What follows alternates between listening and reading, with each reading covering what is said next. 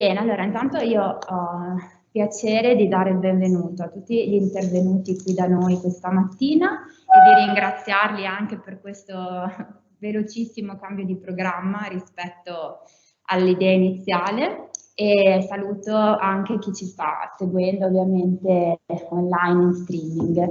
E non so se essere contenta io del cambio di programma, che sono notoriamente pigra, quindi mi sento forse più comoda sulla poltrona piuttosto che a camminare, anche se l'idea iniziale, che poi speriamo insomma si possa riproporre in altro momento, era appunto un momento dove anche fisicamente potessimo percepire il tema di cui andremo oggi, anzi andranno gli esperti a parlare.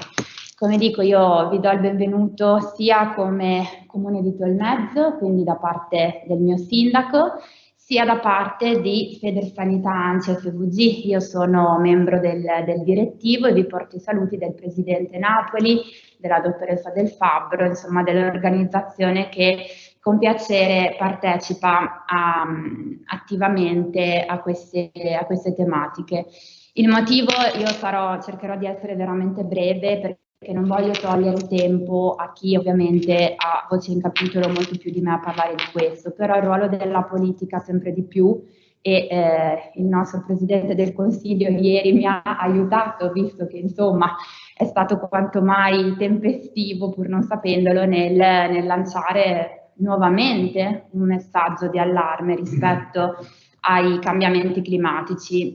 Dal punto di vista proprio politico, a me fa molto piacere il fatto che si sdogani come dire, il tema da eventuali idee politiche, ma lo si percepisca come un problema collettivo, quale è peraltro sempre più emergente, oltre che emergente anche sempre più, ahimè, evidente.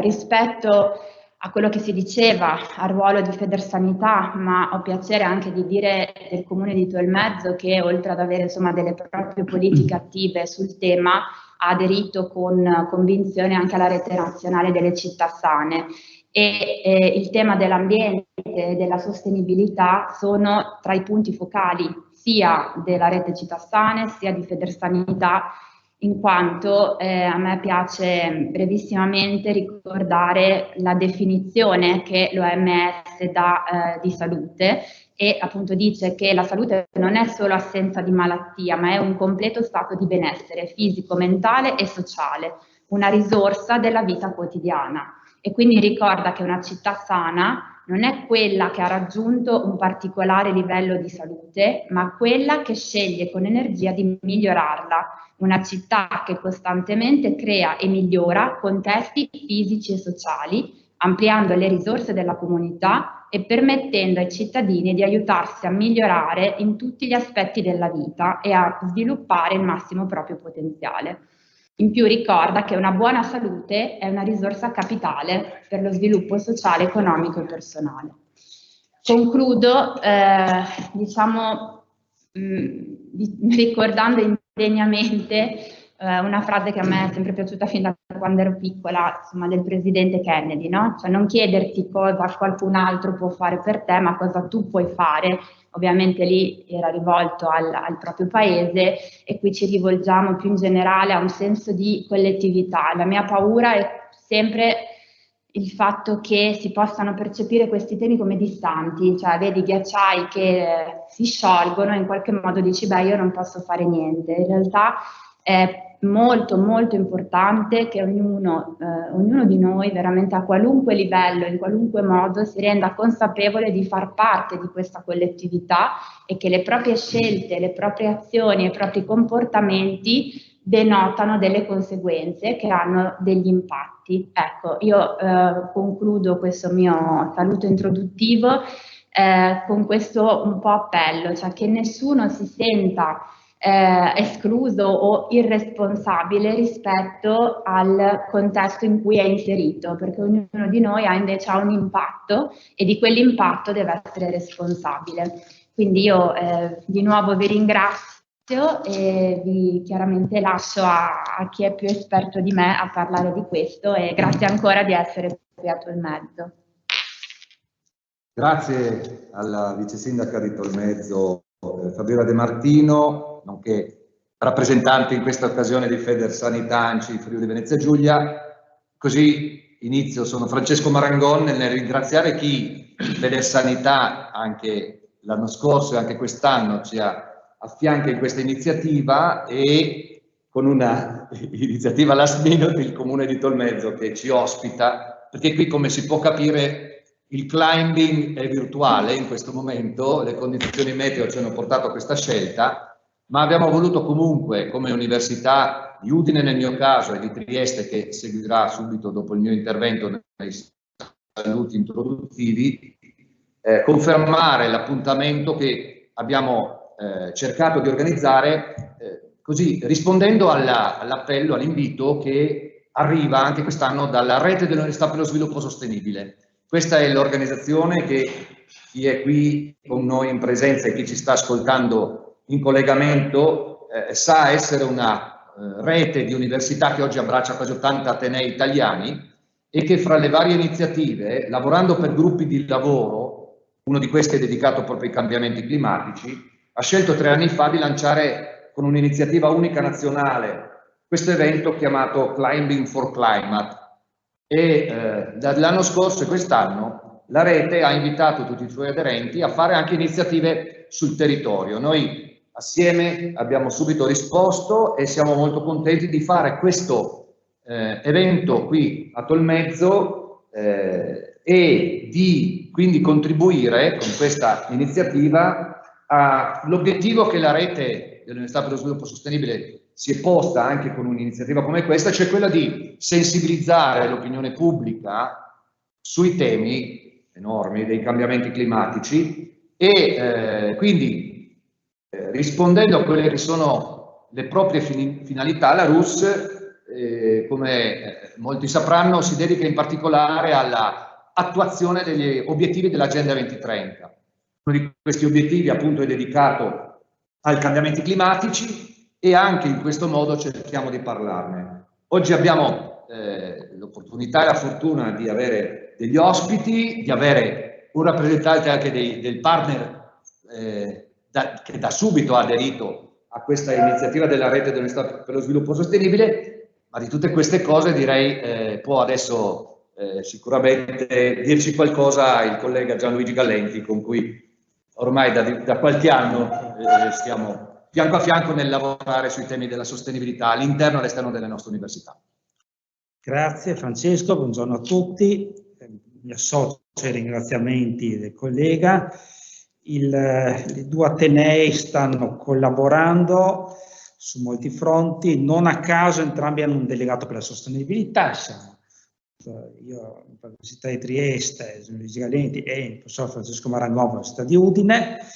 Stiamo collaborando non solo in questo contesto, ma anche su molti altri fronti, in particolare con la Regione Friuli Venezia Giulia per la stesura della Strategia regionale di sviluppo sostenibile, che è in attuazione della Strategia nazionale di sviluppo sostenibile, che è lo strumento con il quale i vari Stati membri che hanno sia dei Stati che hanno sottoscritto l'Agenda 2030 cercano di adeguare le proprie politiche per perseguire quegli obiettivi appunto a livello nazionale. Siccome molte delle competenze sono a livello locale e la sostenibilità si realizza solo sul territorio, è evidente che anche la Regione deve contribuire in questo senso.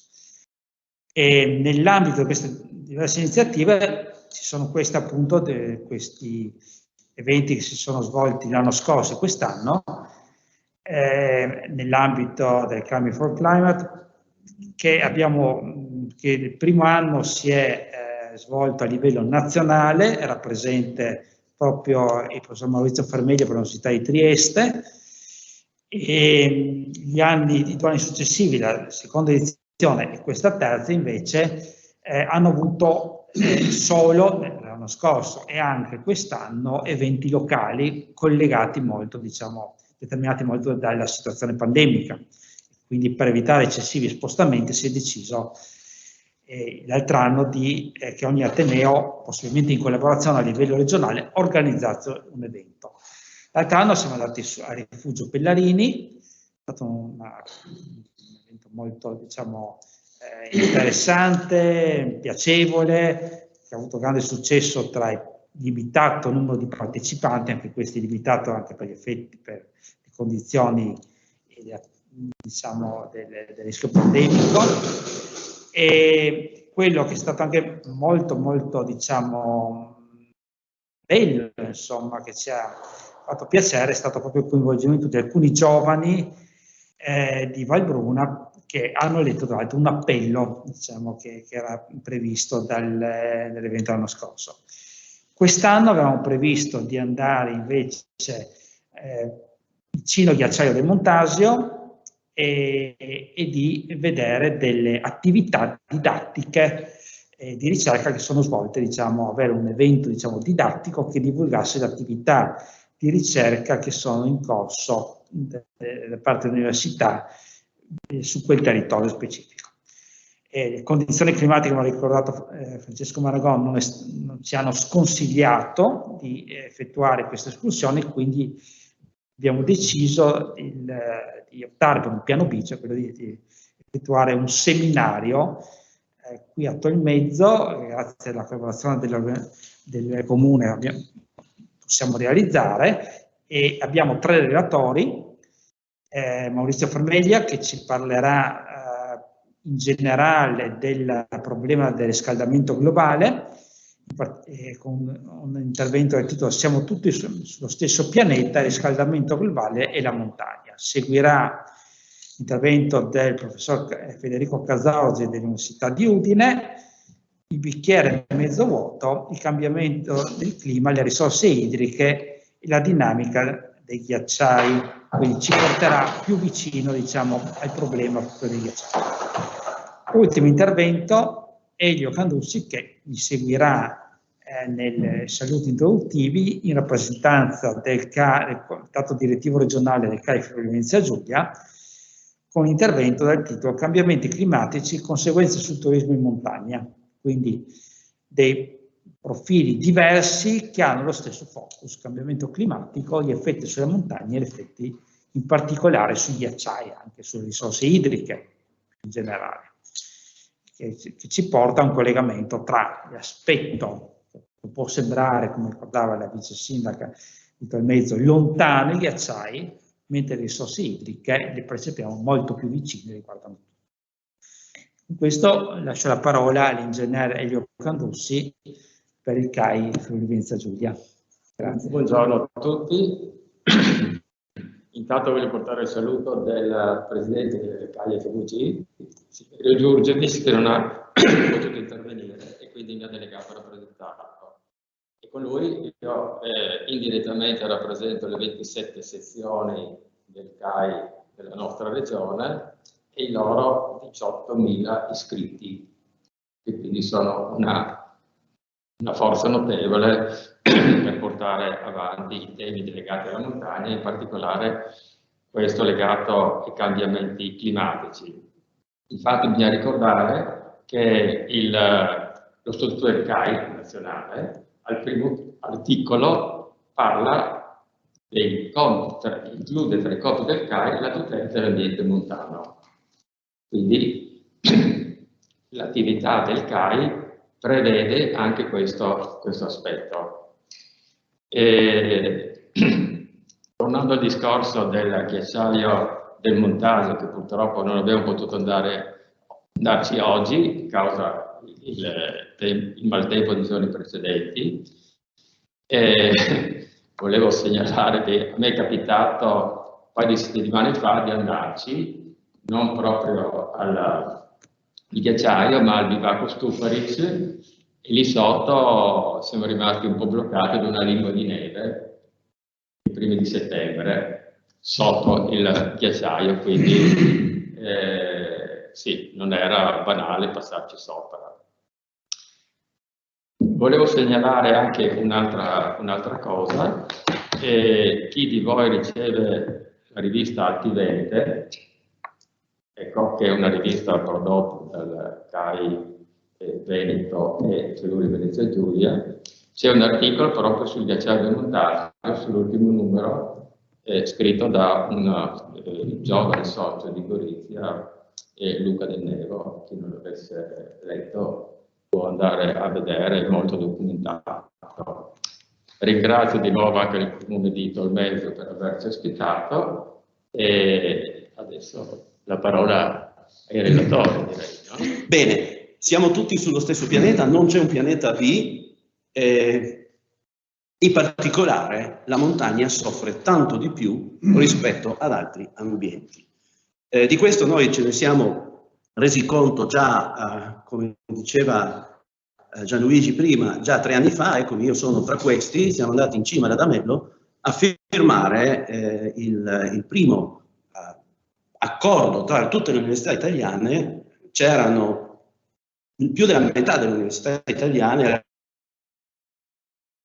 e siamo arrivati fino al rifugio Lobbia Alta, al rifugio Caduti dell'Adamello, e la mattina dopo, pian pianino, alcuni di noi sono saliti sulla cima del Lobbia Alta. Quindi siamo arrivati ben sopra il ghiacciaio. Una lacrima scendeva quando, durante le lezioni del pomeriggio, della sera prima della salita, un esperto glaciologo dell'Adamello mi disse: guarda che nel 2050 questo ghiacciaio non ci sarà più. E questo per me è stato un colpo al cuore, perché io ricordavo quando nel 1970 salivo per quel ghiacciaio e dal rifugio Mandrone il ghiacciaio era praticamente di fronte, mentre adesso fai più di metà salita senza incontrare il ghiaccio. Nel 2050 quel ghiaccio non ci sarà più. Ho detto, vabbè, nel 2050 hai voglia, non lo vedrò. Però se pensi che i nostri figli e i nostri nipoti nel 2050 non avranno l'Adamello, vuol dire, avranno altre cose. Sì, però, pensiamoci.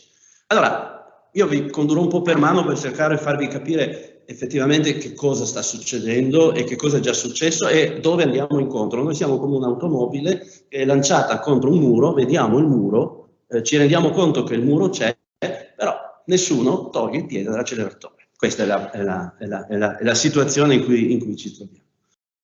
Ci troviamo da ieri? No, guardate, tutti noi abbiamo un eroe. Uno dei miei eroi si chiama John Beddington. John Beddington, consulente strategico del governo inglese, già nel 2009 coniò il termine della tempesta perfetta. La tempesta perfetta di John Beddington sostanzialmente dice, un po' come quella di George Clooney, se vi ricordate il film. George Clooney disse, sì, ma cosa vuoi che sia un po' di pioggia? Cosa vuoi che sia onde? Non frega niente. Vento? No, ma l'ho visto tante volte. Cosa non aveva considerato George?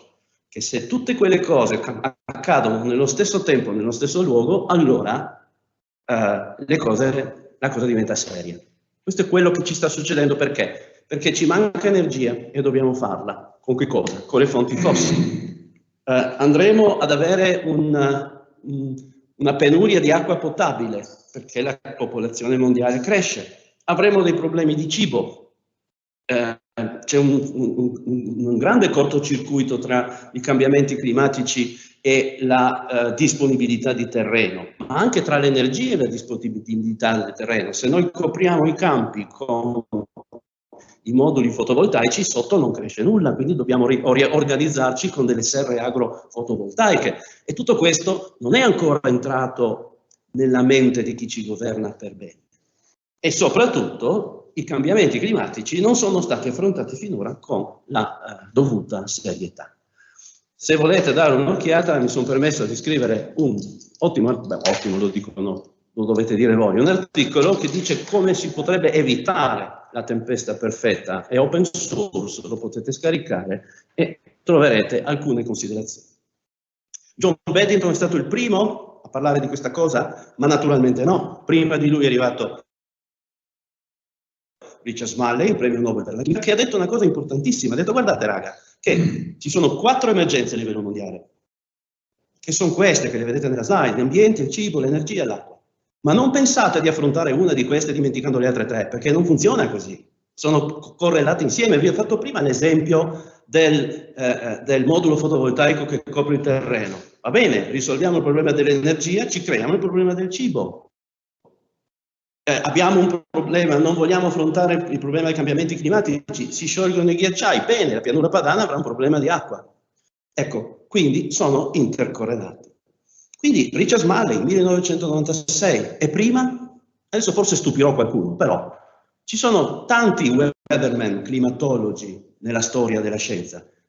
Il primo è un certo signor Fourier, che nel 1824 ha predetto l'effetto serra. Quindi non si può dire che sti scienziati che ci rompono le scatole negli ultimi 5 anni. Oh, raga. Poi è arrivato nel 1896, niente po' di meno che Arrhenius, che ha calcolato l'effetto serra e ha detto: guardate che con l'effetto serra si può arrivare al riscaldamento globale. 1896.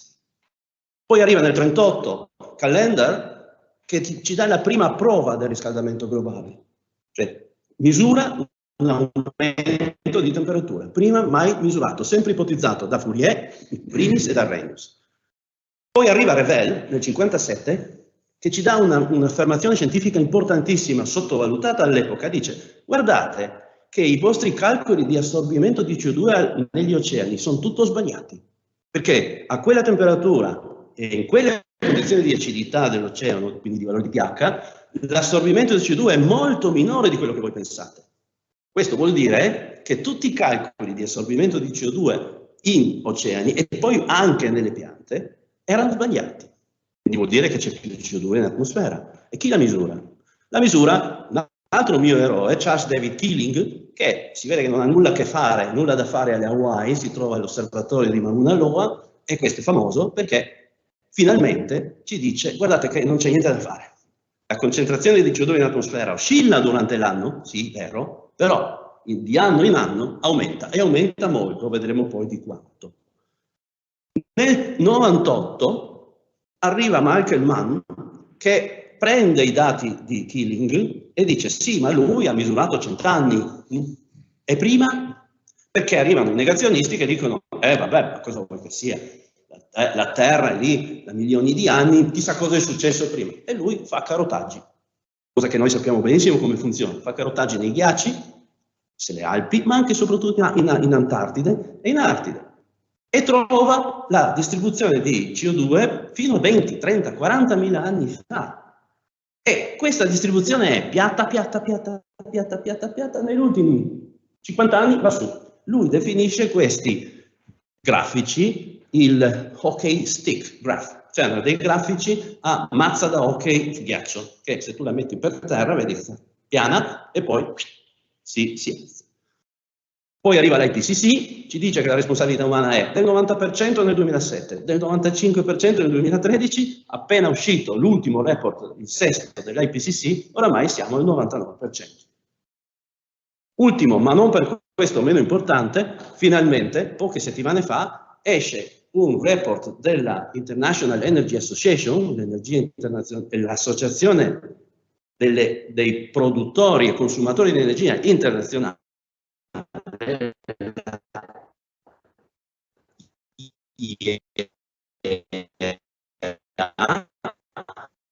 che pubblica un report che si chiama Net Zero 2000. Shell, di BP, di Statoil, eccetera, afferma che guardate che siamo nella cacca e quindi dobbiamo fare qualcosa perché dobbiamo arrivare a una emissione zero nel 2050. Lo dicono i petrolieri, il che può darsi che sia anche abbastanza vero. Ovviamente le Nazioni Unite sono perfettamente allineate, i 17 obiettivi dello sviluppo sostenibile sono ben noti, e tra questi chiaramente ci sono i cambiamenti climatici, ma non solo, ci sono tante altre cose, però gli scienziati non vengono ascoltati, perché se fossero stati ascoltati non saremmo qui. Non saremmo qui a discutere, saremmo a vedere il ghiacciaio dell'Adamello che cresce, perché questo è quello che si stava andando incontro, perché si stava andando incontro ad a una mini era glaciale, non a uno scioglimento dei ghiacci. Allora, se non ascoltiamo gli scienziati, proviamo a vedere se forse ascoltando gli economisti abbiamo più successo. Vediamo cosa ci dice il World Economic Forum di Davos. Si ritrovano ogni anno, quest'anno virtualmente, chiaramente, e stilano un report sullo scenario dei rischi globali. Suddividono i rischi in queste 5 categorie: economici, ambientali, in verde, ricordatevi il verde, politici, sociali e tecnologici. Tutti rischi che possono creare dei scompensi economici nel medio e breve periodo. Ogni anno lo fanno. Il risultato qual è? È questo grafico, che non so quanto lo potrete apprezzare e vedere, ma le diapositive spero possano essere rese disponibili a chi le volesse. E in questo grafico, nell'asse delle X, viene messa la probabilità che un rischio possa accadere. Nell'asse delle Y, l'impatto che quel rischio potrebbe avere se accadesse.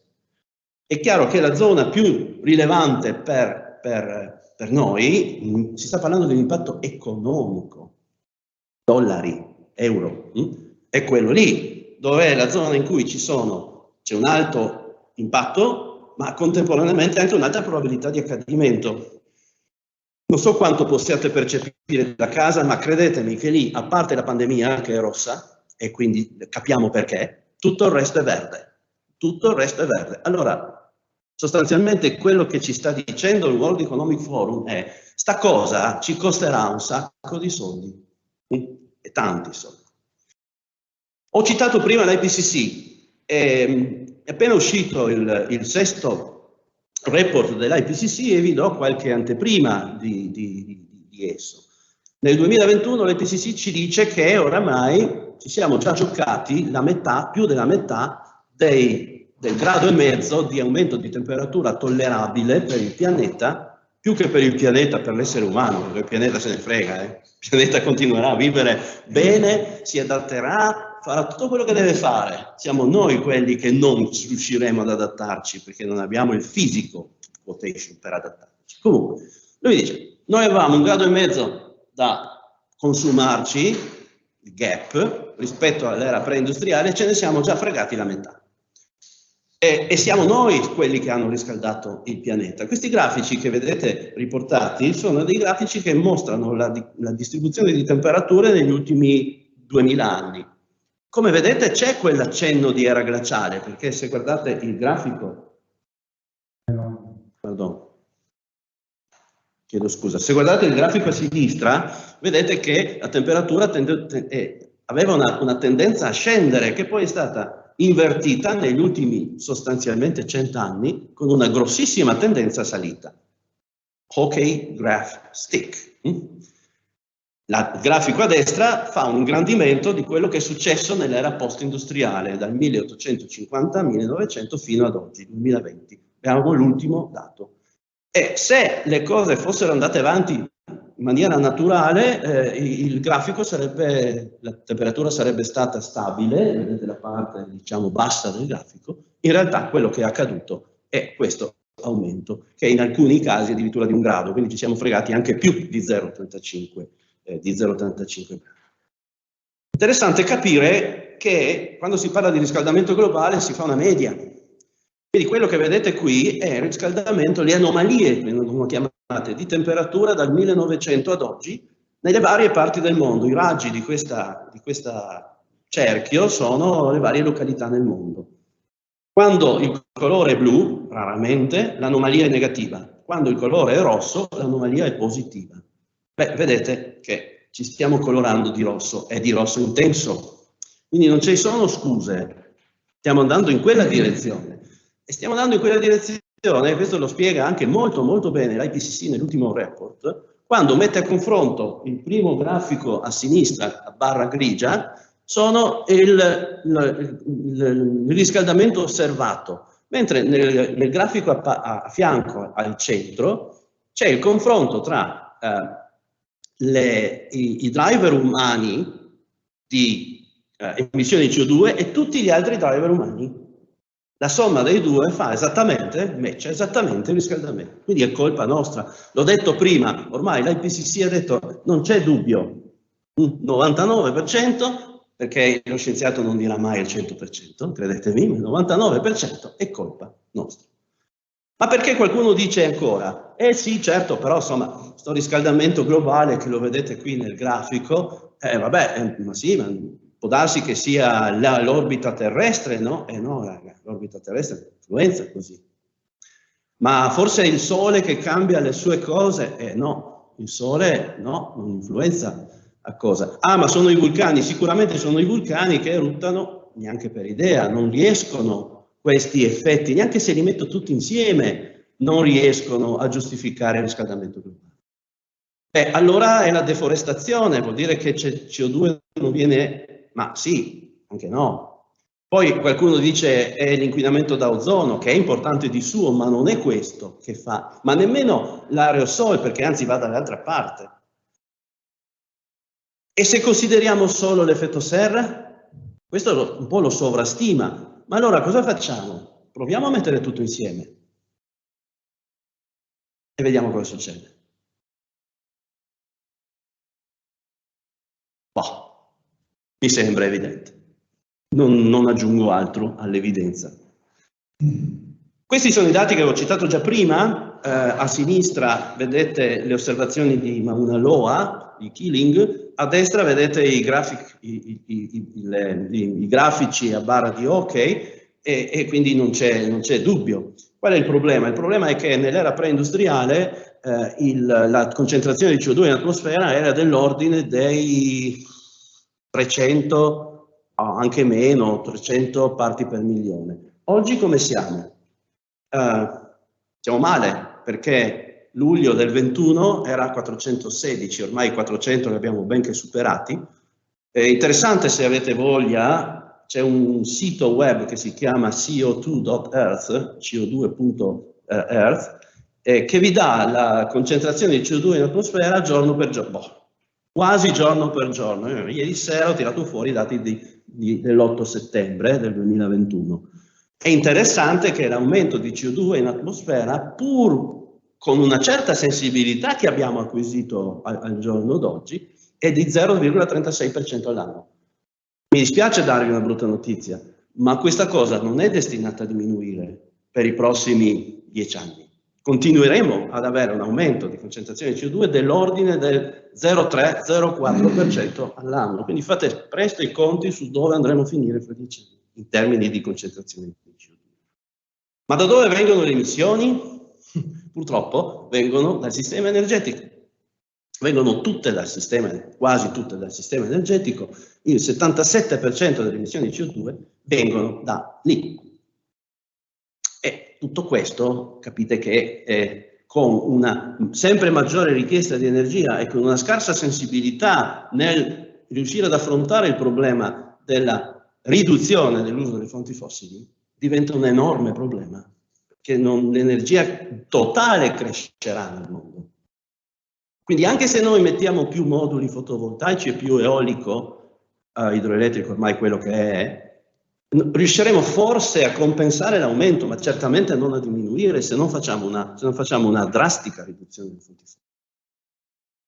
L'inefficienza del sistema energetico è un altro punto fondamentale, lo vedete qui.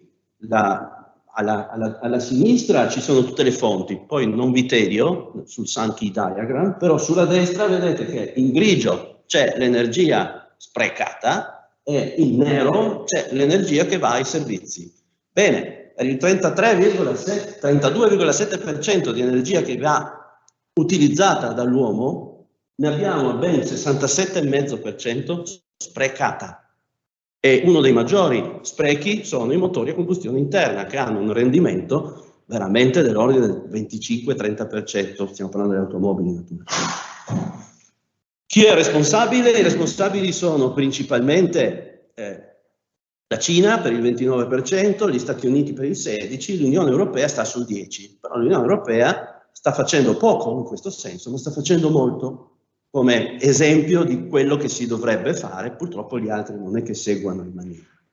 Torniamo all'IPCC e al report appena uscito. Le diapositive che ho mostrato prima ci dà la situazione nel passato. L'IPCC ha detto andiamo a vedere cosa sarà, what's next, cosa sarà nel futuro. Questo grafico riporta l'aumento di concentrazione di CO2 in atmosfera previsto fino al 2100. Ci sono varie curve perché ci sono vari scenari ipotizzati. Quella più alta è quella che l'IPCC chiama il business as usual. Andiamo avanti così, non rallentiamo, la nostra auto vede il muro, non si rende conto che ci stiamo scontrando, benissimo. Arriveremo a 120 gigatonnellate di CO2 all'anno nel 2100 di emissioni. Gli altri sono degli scenari, scenario accordi di Parigi e altri scenari. Qual è la bruttissima notizia che purtroppo devo darvi, e quando l'ho vista nel report dell'IPCC sono rimasto veramente male? È questa. Vedete, ve lo dico io, che in questa tabella che ho preso dal report, nella prima colonna vengono riportate le migliori stime di aumento di temperatura per tutti gli scenari al 2040. Al 2040 non c'è scenario che preveda un aumento minore di 1,5 gradi. Quindi fino al 2040 non c'è speranza. 1,5 gradi rispetto alla situazione preindustriale, quindi la media tra il 1850 e il 1900. 1,5 gradi ce lo siamo già scusate, ce lo siamo già mangiato. Se poi saremo bravi, forse riusciremo ad avere un aumento al 2100 di mantenerlo a 1,4. Se saremo meno bravi, arriveremo a 4,4 gradi di media. Che vuol dire che se 4,4 gradi sono di media nel globo, al Montasio saranno 6, perché in montagna i cambiamenti climatici sono molto, molto più forti. E nel Mediterraneo saranno anche 6, e in Artico saranno probabilmente 8. Ok? Per mantenere tutto questo noi dovremmo, questo lo dice l'Unione Europea, avere una riduzione di emissioni del 45% prima del 2030. Per me è fantascienza comunque. È bene credere in qualcosa, ma io non ci credo. E poi riuscire a spostare la produzione di energia sulle rinnovabili al 75% di media. Forse in qualche parte d'Italia e d'Europa sì, ma nel mondo dubito, più congiuntivo.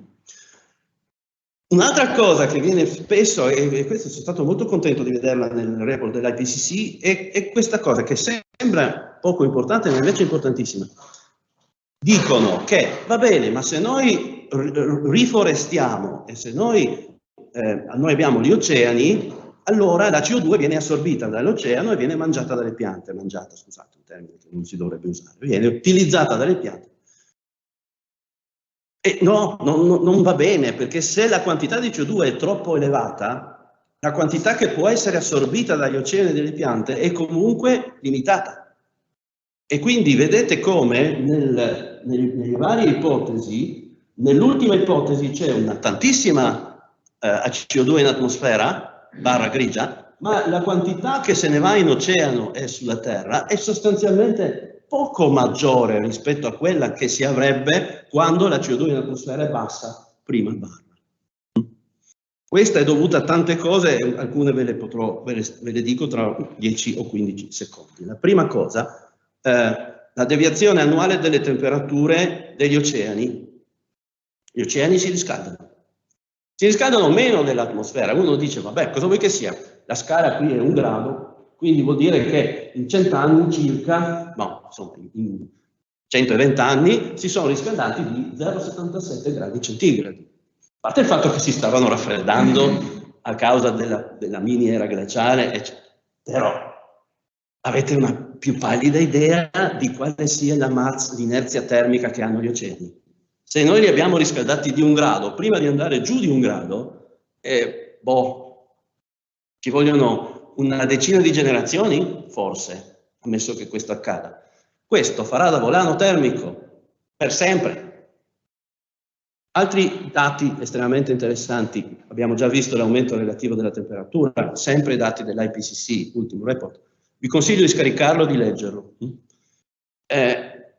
Molto interessante è il grafico sotto che vi riporta l'area dei ghiacci artici nel mese di settembre. Perché nel mese di settembre? Il mese di settembre è il mese in cui i ghiacci artici hanno la minima estensione.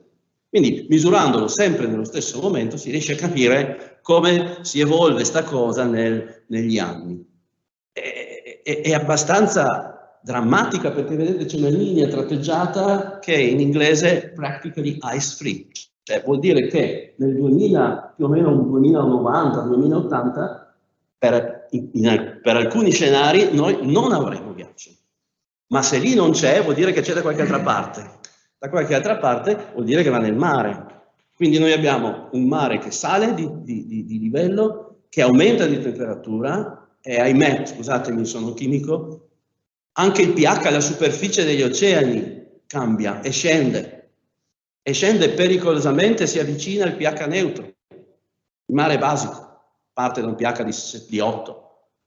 Nel momento in cui il pH dovesse scendere troppo, succede un disastro, ma non perché il pH è sceso, che nessuno va lì con la cartina di tornasole e dire oh che non faccio il bagno perché è troppo poco basico. No, il motivo per cui esiste la corrente del Golfo, i motivi sono due: differenza di densità, che è legata alla differenza di temperatura, e differenza di acidità, che è legata alla differenza di pH. Se la differenza di pH si allinea e se la differenza di temperatura si allinea, la corrente del Golfo si ferma. Se volete avere un'idea di cosa potrebbe succedere, andate a guardarvi il film The Day After Tomorrow e lì avete una mezza idea di cosa potrebbe accadere. Ovviamente quella è fantascienza, però naturalmente l'aumento del livello del mare è anche importante. Ma veniamo alla montagna, perché uno dice la montagna, vabbè, avrà questo aumento di 1,5 gradi, benissimo, dai, così d'inverno staremo anche meglio, scieremo meglio. No, d'inverno non scieremo più perché non ci sarà neve, potremmo stare meglio o peggio, questo è tutto un punto di vista, ma in montagna gli effetti sono ancora maggiori rispetto a quelli medi o quelli che potremmo avere in pianura padana. Ma perché? Perché c'è un effetto di ritorno, una specie di gatto che si morde la coda, no? Il riscaldamento globale cosa fa? Fa sciogliere i ghiacci in montagna. Ma il ghiaccio riflette i raggi solari. Non vi spiego come funziona l'effetto serra perché non abbiamo tempo, però sostanzialmente più riusciamo a riflettere i raggi solari che entrano e meglio è, perché meno calore viene assorbito dal terreno. Ma se il ghiaccio non c'è riflessione, quindi il calore viene assorbito dal terreno. Questo crea a sua volta una diminuzione dell'albedo. L'albedo è la copertura bianca, no? Da albume, da albeus in latino, e naturalmente il suolo si riscalda di più di quello che si sarebbe riscaldato normalmente, e questo amplifica la fusione dei ghiacciai che continuano a... Allora, quell'ipotesi che non ci sarà il ghiacciaio dell'Adamero nel 2050, beh, a questo punto è da crederci. Che cosa sta succedendo? Io quando ho visto, ho fatto la discesa con gli sci del Grand Zebrù qualche anno fa, parecchi anni fa. C'era Annibale, passava le Alpi con gli elefanti in quel periodo, ma io scendevo dal Grand Zebrù con gli sci. Vedere che nel Grand Zebrù è saltata fuori una capanna della prima guerra mondiale che io non avevo visto e che nessuno aveva visto è stato per me un dramma. La stessa cosa sta accadendo in Adamello.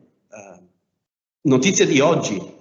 Hanno mandato gli artificieri dell'esercito italiano a disinnescare 200 bombe che stanno venendo fuori dal ghiacciaio dell'Adamello. A settembre, non è un caso, l'ho detto prima.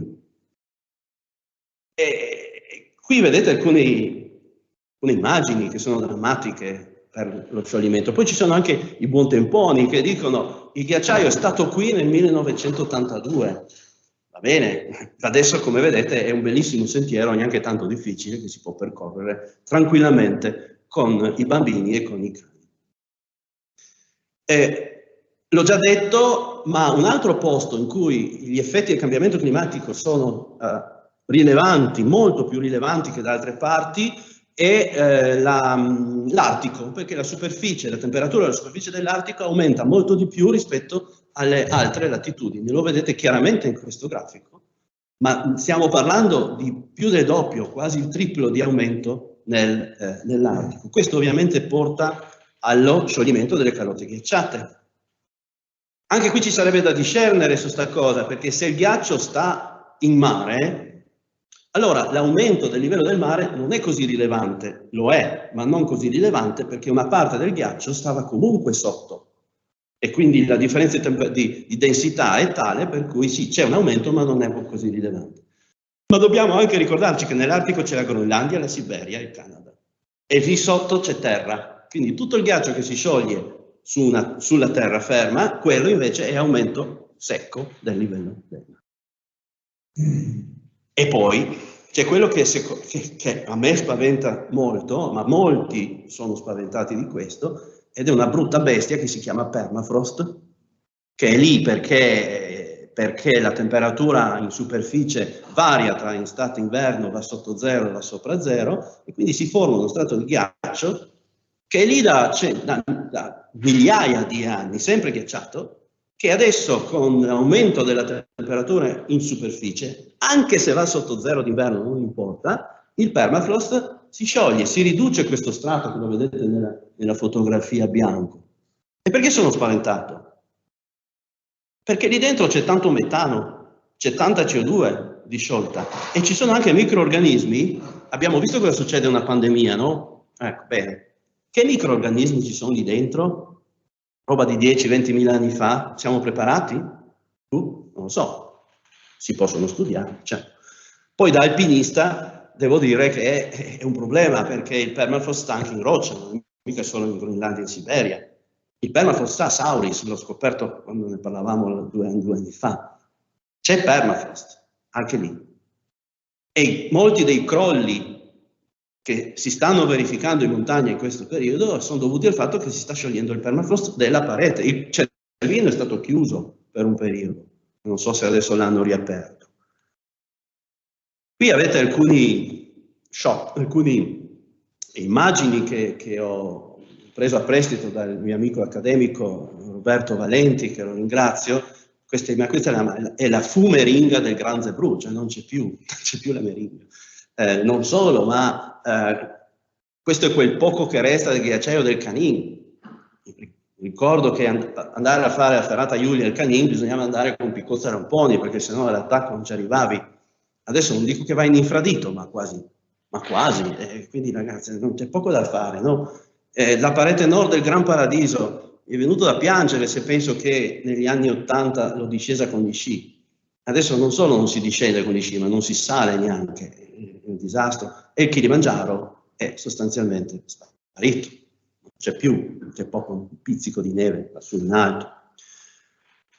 Un altro elemento importante è l'acqua, perché se questo ghiaccio si scioglie in montagna e genera dei problemi, perché l'acqua, se ce n'è troppo poca, porta carestie, siccità, incendi. Se ce n'è troppa non va bene, perché ce n'è troppa improvvisamente, e poi quindi siamo in questa situazione. Il ghiacciaio è un buffer di acqua, quindi se il buffer non c'è, o ce n'è troppa o ce n'è troppo poca. Se ce n'è troppa, cosa può succedere? Può succedere una roba del genere, che tolgo l'audio, perché è già abbastanza scary di suo, che è un torrente di montagna che apparentemente è innocuo, sul quale non dico ci si potrebbe fare il bagno, ma bagnarsi i piedi sì, perché no, improvvisamente lo vedete arrivare, si trascina dietro tronchi, detriti, e ha una forza, un impeto che tutti dovrebbero vedere. Sì, lo so, chi gira in montagna lo sa che è così. Basta vedere cosa succede dopo una grande pioggia, magari anche trovarsi lì, come a qualcuno di noi è certamente capitato. Ma chi non crede ai riscaldamenti globali dovrebbe vederla sta cosa. E non è un fotomontaggio, credetemi, non è un fotomontaggio. Mi fermo, così non sappiamo che fine fa il ponte. Il riscaldamento globale impatta in montagna, ma impatta anche e soprattutto nel mondo. A me piace mostrare questa diapositiva perché rispecchia, riporta il cambio di produttività delle piante. Ho preso solo il sud del mondo, ma anche al nord funziona lo stesso. In verde c'è l'aumento di produttività e in rosso la diminuzione di produttività. Foto fatta dall'analisi fatta dalla NASA alcuni anni fa. Bene, il cambio di produttività non è a pelle di leopardo, cioè non è che ci si può spostare di qualche chilometro. Qui sono intere zone e tutta la parte dell'Africa subsahariana sta esattamente soffrendo di questo. Il deserto sta scendendo, ma sta scendendo nell'ordine di qualche chilometro all'anno, non di poco. Allora la domanda che mi pongo io e che dovrebbero porsi i politici: ma tutta sta gente che avrà fame, ma dove andrà? Dove andrà? Allora quando il World Economic Forum dice guardate i cambiamenti climatici porteranno instabilità politica e sociale, hanno ragione, perché la barchetta che arriva a Lampedusa oggi sarà niente in confronto a quello che potrebbe succedere in futuro. E potrebbe succedere anche qualcosa di drammatico qui in Friuli, nel Basso Friuli. Guardate, questa è la previsione al 2100 sott'acqua interi tratti di costa italiana. Poi c'è un altro bellissimo sito che vi consiglio di andare a guardare, che è lo scenario IPCC delle proiezioni di aumento del livello del mare a seconda dei vari scenari. E vedete, questo è Trieste, l'ho preso perché in questi giorni a Trieste si sta discutendo di cosa fare in Porto Vecchio, no? Quella zona del porto abbandonata da anni, e quando hanno chiesto a me, ma lei cosa farebbe in Porto Vecchio? Cosa farebbe? Io ho detto, io lo alzerei di 1 metro per cominciare, e dopo ci pensiamo, perché va sotto, è inutile che fate giardini, che pensiate di fare grattacieli, opere. Tanto ci vogliono almeno 50 anni per farle, perché abbiamo visto che siamo in Italia. Quindi, ragazzi, alzatelo, che è meglio, Ma quello che è più triste è che il cambiamento climatico ci toglierà anche la birra, perché le coltivazioni di orzo saranno sempre più difficili e più costose, quindi non pagheremo più 66 cc di birra a meno di €1, quando capita, ma purtroppo pagheremo di più. Ma ciò nonostante la gente non è convinta. Quando vedono questa diapositiva, tutti quanti si convincono che di fatto il riscaldamento globale esiste.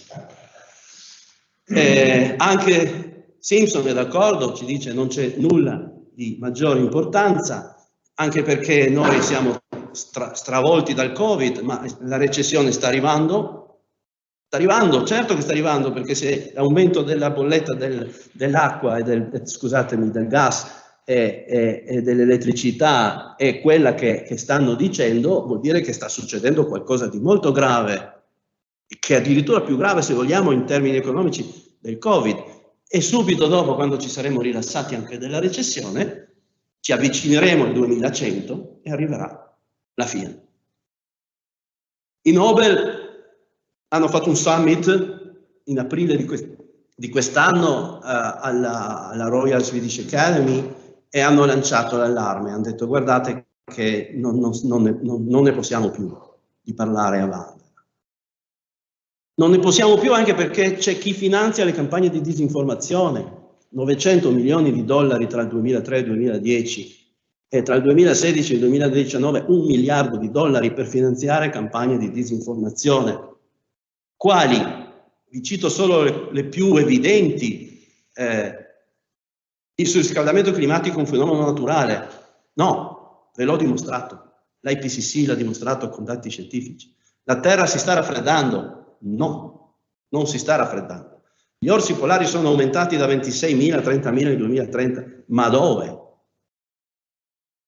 La messa al bando del DDT ha causato milioni di morti in Africa. Ma quando? Ma perché? Insomma, chi ci ascolta, basta credere in maniera pedissequa a quello che qualcuno scrive su Facebook. C'è tanta cacca su Facebook, lasciate perdere. Comunque, un po' di speranza c'è sempre perché, come disse un amico mio, Don Huberts, l'età della pietra non è mica finita perché si sono esaurite le pietre, ci sono ancora le pietre. L'età del petrolio non aspettiamo di farla finire con l'esaurirsi del petrolio, facciamola finire subito, perché questa è l'unica cosa seria che possiamo pensare di fare. Io vi ringrazio e lascio lo spazio a chi mi segue. Grazie mille.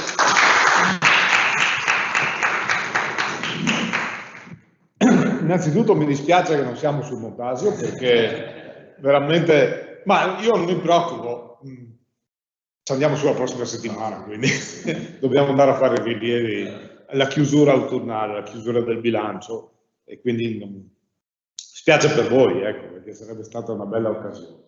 Allora, oggi parlerò un po' a seguito di quello che il professor Fermeglia ha già illustrato, degli effetti dei cambiamenti climatici sulle risorse idriche e sui ghiacciai, poi parleremo del ghiacciaio Montasio specificatamente. Il bicchiere è mezzo vuoto perché non sono così ottimista, se fossi ottimista l'avrei chiamato il bicchiere mezzo pieno, ma mezzo comunque è, perché il problema ci sarà, come vedremo, e sarà un problema. Io mi chiamo Federico Cazzorzi, sono dell'Università di Udine e del Comitato Glaciologico Italiano e faccio il glaciologo fondamentalmente, quindi questo è il mio mestiere. La domanda che non occorre più farci è: il clima sta cambiando? Molti si fanno ancora questa domanda, come abbiamo visto dalle ultime slide di chi mi ha preceduto. Il clima sta cambiando, ma il clima sta cambiando da 4.543 milioni di anni, cioè da quando esiste la Terra. Queste sono le stime più recenti della vita della Terra. Il clima è sempre cambiato. Abbiamo avuto glaciazioni, abbiamo avuto periodi più caldi di questo, qualche milionata di anni fa e qualche miliardata di anni fa anche. C'è un piccolo problema: oggi ci siamo noi, non ci siamo mai stati, non c'è mai stato l'uomo in un periodo di così gravi cambiamenti climatici.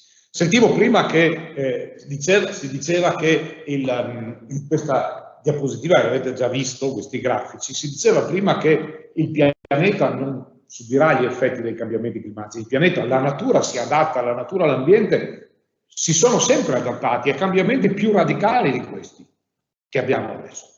Chi non si adatta siamo noi. Ricordo a tutti che c'è stata un'altra specie nel passato che ha subito gli effetti di un cambiamento climatico e si è trovata impreparata di fronte a un cambiamento climatico come rischiamo di fare noi. Si chiamavano dinosauri. Il cambiamento climatico era opposto di quello attuale, ma era un cambiamento climatico, poi dovuto a varie cause. Non indaghiamo il perché, ma di questo stiamo parlando. Adesso per fortuna si incomincia a ragionare già da un po' in chiave completamente diversa. Alla fine dell'Ottocento la pubblicità era questa: con il carbone possiamo riscaldare il mondo, era una pubblicità di carbone, ma noi capiamo che alla fine dell'Ottocento le cose potessero essere in questa chiave. Si usciva dalla piccola età glaciale, da quel raffreddamento, da quel periodo di raffreddamento tra il 1500 e il 1850, che è stato un raffreddamento, peraltro non è stata un'età glaciale, è stato un periodo freddo, soprattutto qui in Europa. Quello che possiamo un po' meno capire è che nel 1962 ancora si facessero pubblicità di questo tipo. Questo ghiacciaio gigante è rimasto intatto per secoli, eppure l'energia del petrolio che Humboldt fornisce potrebbe scioglierlo al ritmo di 80 tonnellate al secondo. Era un motivo di orgoglio per la Esso. Humboldt sarebbe Esso, che esiste tuttora, credo, di fornitori di petrolio. Ecco. Questo era motivo di orgoglio negli anni 60, fornire questo tipo di energia o questo tipo di messaggio. Adesso naturalmente il paradigma è cambiato. Il paradigma è cambiato perché ce ne rendiamo conto di quali siano i cambiamenti climatici. Cominciamo dal 2003, che è stato l'annus horribilis per la nostra regione, per il Friuli Venezia Giulia. L'estate del 2003 è stata in effetti l'estate più calda in Italia, da quando esistono osservazioni diciamo numeriche serie e diffuse, diciamo dal dopoguerra. Però l'estate del 17 è stata la seconda più calda, l'estate del 19 è stata la terza più calda, l'estate del 12 è stata la quarta più calda, quella del 15 la quinta più calda, quella del 18 la sesta più calda. Cioè abbiamo le 6 estati più calde da quando ci sono registrazioni compiute, verificatesi negli dagli ultimi 15 anni circa. Questo vuol dire che mentre una singola estate calda è un accadimento meteorologico che può capitare, una sequenza così stretta di periodi ricaldi è un evidente segnale climatico, non è più un accadimento meteorologico. Difatti, oggi, 7 settembre 21, Copernicus, che è un'organizzazione europea, scientifica europea, della comunità europea, si legge di sotto, l'estate più calda in Europa, questa del 21, per poco, con un margine minimo, ma è stata l'estate più calda in Europa, quella del 21. E in questo contesto, ben illustrato finora già da chi mi ha preceduto, in questo contesto uno dei problemi principali indubbiamente sarà quello dell'acqua, sarà quello delle risorse idriche, perché temperature più elevate significano più energia in atmosfera, la sto semplificando al massimo, quindi più energia in atmosfera vuol dire più temporali, quindi piogge più brevi e intense e meno piogge leggere, quelle che leggere o comunque normali, che arricchiscono il suolo. Le piogge brevi e intense generano piene e non si infiltrano, cioè generano molto deflusso superficiale, chiamiamo, finisce subito nel reticolo idrografico e non arricchisce le falde, non genera risorse idriche. Quindi poi abbiamo nello stesso tempo temperature più elevate, vuol dire più evaporazione e traspirazione, e quindi una maggiore domanda d'acqua per tutti i tipi di richieste. E l'acqua, ripeto, sarà contesa tra tutte le attività umane, dall'agricoltura all'uso civico per bere, all'industria e tutto. Quindi avremo meno acqua e avremo bisogno paradossalmente di più acqua. L'Italia ha sete, 15 settembre, 3 giorni fa, l'Italia ha sete da nord a sud, soffrono regioni e raccordi. Serve un piano per il futuro. Abbiamo avuto un'estate, un ultimo periodo, a parte la pioggia di questi ultimi 2 giorni che è stata molto minore di quello che era previsto, tra l'altro, e abbiamo avuto un periodo, un segnale, un ennesimo segnale di un periodo asciutto. La Terra, il volume della Terra è 1080 miliardi di chilometri cubi. Il volume dell'acqua, tutta l'acqua presente sulla Terra, è di 1,4 miliardi di chilometri cubi. Se la Terra fosse una sfera di 10 centimetri, un'arancia di 10 centimetri di diametro, la superficie bagnata della Terra, immaginando tutta l'acqua della Terra distribuita uniformemente sulla superficie, sarebbe di 2 centesimi di millimetro. Quindi la Terra è sostanzialmente una sfera appena, non è una sfera geoide, appena umida, vagamente umida. E di tutta quest'acqua, 35 milioni di chilometri cubi, cioè il 2,5% del totale, sono acqua potabile, acqua dolce, non acqua potabile. Sono costituiti da acqua dolce. Il resto è salata, non immediatamente disponibile. Cosa ce ne facciamo di quest'acqua? Noi abbiamo completamente alterato il ciclo dell'acqua per usi nostri, dall'estrazione, irrigazione. Il cambiamento climatico stesso ha già incominciato ad alterare il ciclo idrologico. Ma noi di per sé stessi produciamo, noi intendo l'uomo, produce più sedimenti l'uomo di tutta l'erosione globale presente sulla Terra. Sono state costruite qualcosa come 48.000 grandi dighe che alterano il ciclo idrologico. Le zone umide, metà almeno delle zone umide naturali sono state bonificate. Usiamo un'area grande come il Sud America per coltivare e un'area grande come l'Africa per allevare il bestiame. L'agricoltura nel mondo usa il 70% delle risorse idriche di acqua dolce. 70%. Il ciclo dell'acqua sta cambiando perché l'atmosfera con più energia sta alterando, intensifica in qualche modo il ciclo dell'acqua. Il ciclo dell'acqua diventa più intenso. Le regioni umide stanno diventando, alcune regioni umide sempre più umide, le regioni secche sempre più secche. Quindi andiamo verso degli estremi, anche da un punto di vista della disponibilità di risorse idriche.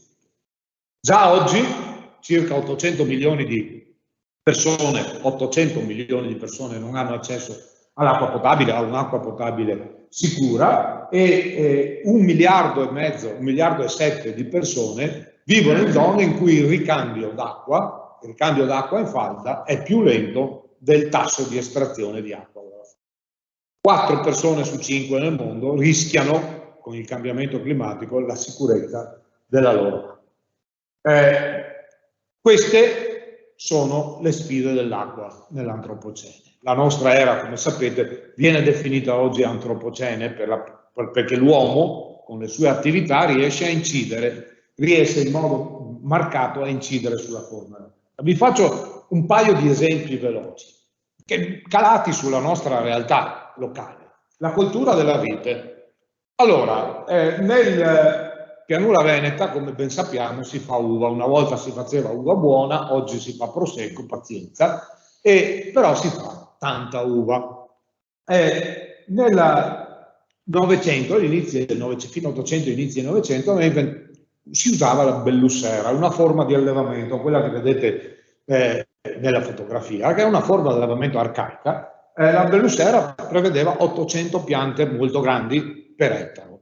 Però la Bellussera non può essere meccanizzata perché è molto alta, quindi tutti i lavori vanno fatti dal carro, tutte le operazioni culturali vanno fatte dal carro, e è un metodo di allevamento piuttosto produttivo, difficile da contenere, quindi di fatto soprattutto per ragioni di meccanizzazione e un po' per ragioni di qualità del vino, si è andati verso forme di allevamento diverse. Per esempio, oggi si usano il Silvaud e il Guyot con circa 5.000 piante per ettaro, però in alcuni casi addirittura con 10.000 piante per ettaro, il Guyot meccanizzato a scavalco, no? Così. Qual è la differenza? Conti semplici, Bellussera classica, 800 piante per ettaro, 12 metri quadri per pianta. Guyot, 5.000 piante per ettaro, 2 metri quadri per pianta. Guyot meccanizzato a scavalco, 10.000 piante per ettaro, 1 metro quadro per pianta.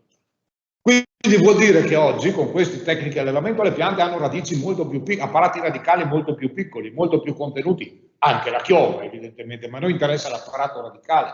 Quindi un apparato radicale che di fronte a un periodo asciutto, nonostante la vite sia una xerofita, sia una pianta che sopporta agevolmente la siccità, di fronte a un periodo asciutto va in crisi rapidamente, perché non esplora una grande superficie di terreno.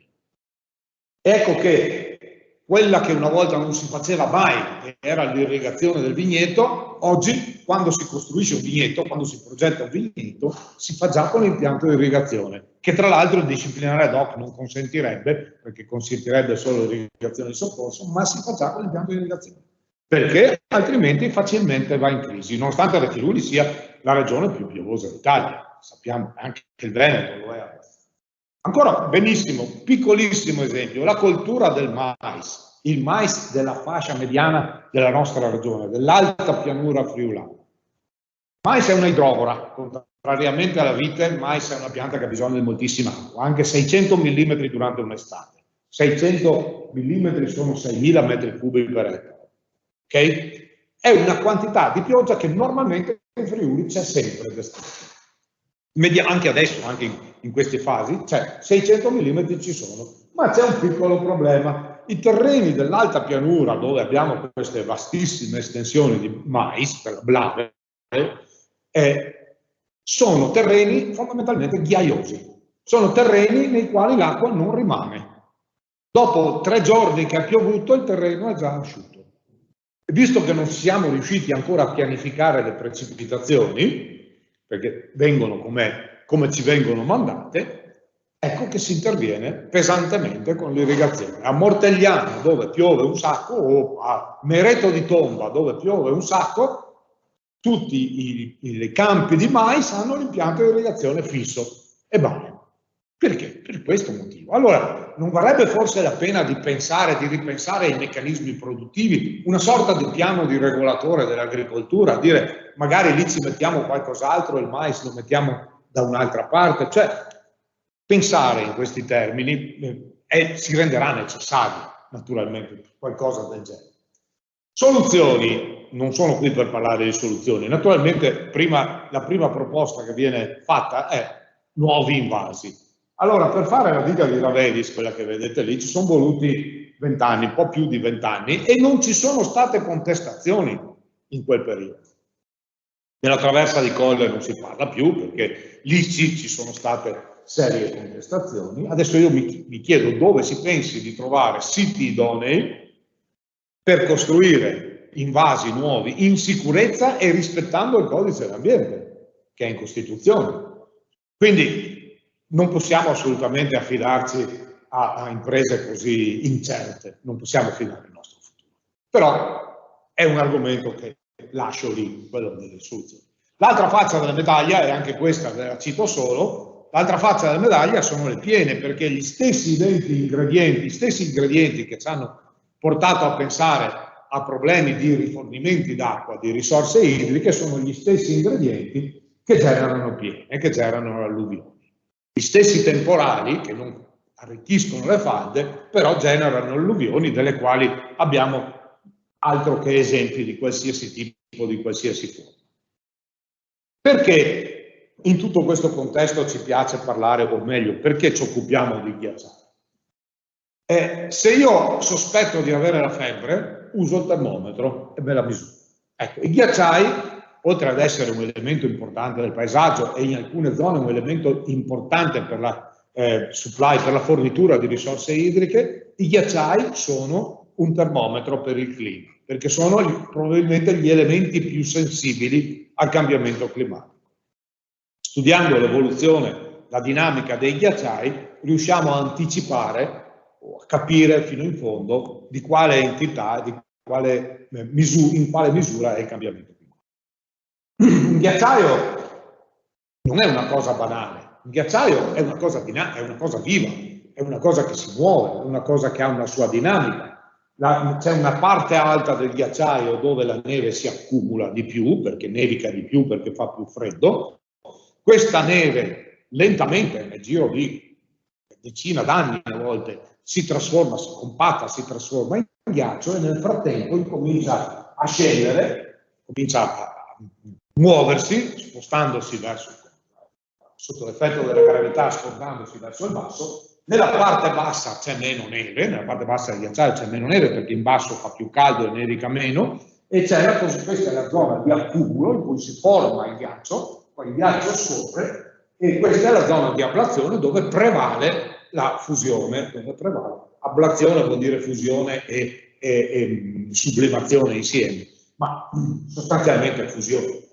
Qui abbiamo il fronte, la morena, eccetera. È importante capire questo meccanismo, sì, è molto importante perché, come vedremo tra poco, è proprio questo tipo di dinamica che ci dà una lettura, una chiave di lettura anche del bilancio di massa. Il bilancio di massa è quello che facciamo ogni anno, è quello che studiamo ogni anno sistematicamente. Se l'inverno è stato nevoso e l'estate è stata fresca, prevale l'accumulo. Allora, se prevale l'accumulo, il bilancio è un bilancio positivo. Era, dovrei dire. Se l'inverno è stato poco nevoso e l'estate è stata calda, prevalgono le condizioni di fusione, di ablazione. E il bilancio diventa un bilancio negativo, cioè il ghiacciaio perde più massa nell'arco dell'anno di quella che è riuscito a accumulare. Quindi il ghiacciaio diminuisce di volume. Purtroppo questo è lo scenario ormai corrente.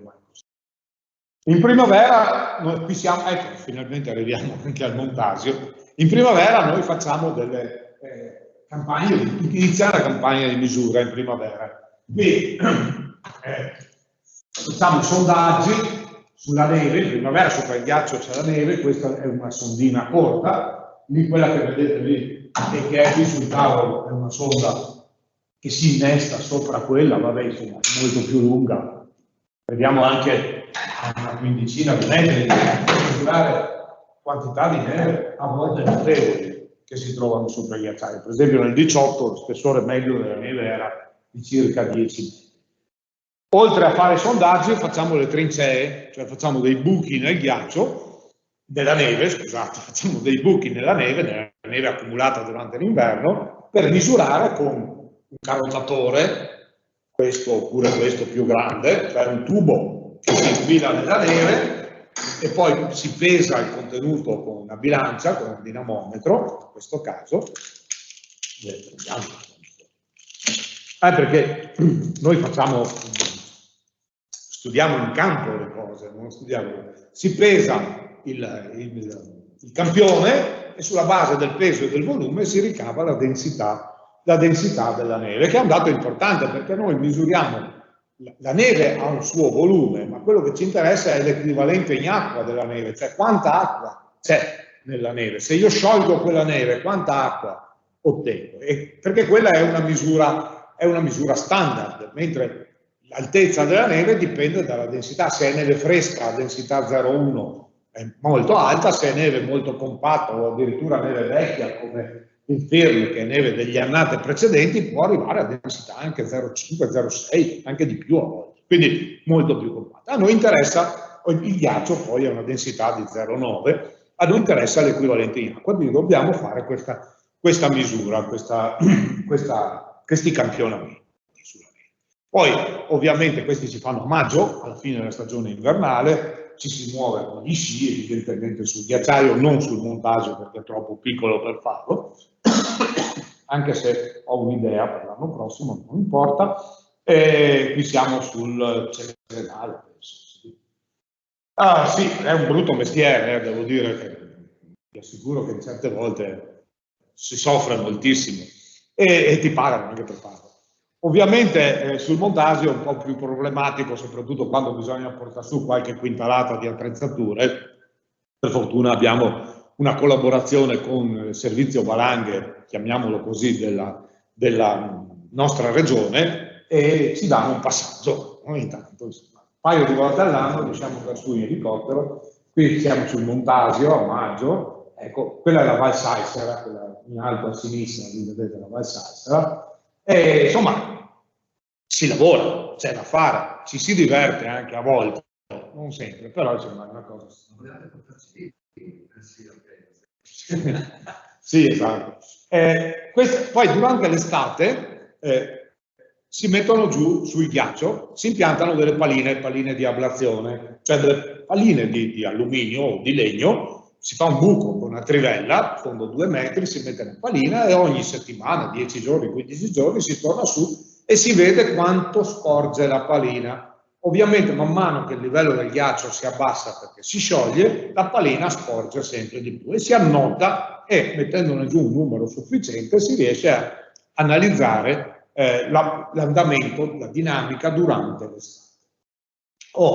Abbiamo anche una trivella a vapore cosiddetta in prestito, che a volte è molto comoda perché la trivella a vapore è sostanzialmente una pentola a pressione, uno zaino, una pentola a pressione montata su uno zaino che produce vapore a un tubo lungo una decina di metri, con quello si riesce ad andare giù molto meno fatica che con la trivella, ma soprattutto si può andare più in profondità. Qua siamo sul ghiacciaio della Mare a circa 3.400 metri di quota, gruppo Ortles Ceredale. E poi invece d'autunno si fa rilievo autunnale. Il rilievo autunnale, che poi vedremo anche meglio, consiste proprio nel rilievo finale, fine stagione, ci andremo alla fine del mese adesso, un rilievo accurato della superficie del ghiaccio. Oggi facciamo rilievi topografici, sostanzialmente con i droni, con la fotogrammetria, a volte con i laser scan, dipende insomma la tecnica, ma un rilievo topografico accurato che ci dice l'estensione del ghiacciaio e la quota del ghiacciaio finale.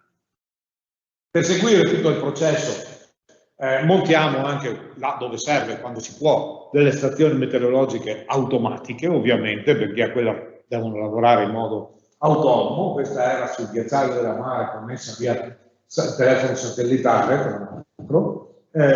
Questa invece è stata l'abbiamo montata in cima all'Ortles, ma in cima, non proprio in cima, la cima è qua eravamo 30 metri più in basso. L'abbiamo montata in cima all'Ortles nel 2011, è stata su 3 o 4 anni nell'ambito di un progetto nel quale abbiamo fatto dei carotaggi, abbiamo fatto delle carote profonde 80 metri, lunghe 80 metri sull'Ortles, con dei risultati, proprio diceva prima Ferbeglia che dalle carote di ghiaccio si ricavano informazioni. Ecco.